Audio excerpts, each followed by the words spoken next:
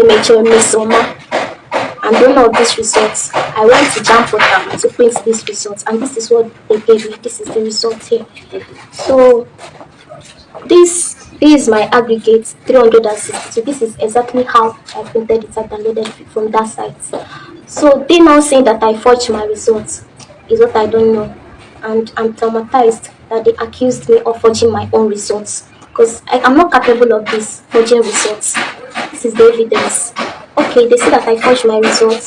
They scanned this QR code there, and it showed another name, a Yoruba name, Omotola Afolabi 138, and that same person that got 138, they checked again, the person got 338, meaning that there is problem somewhere.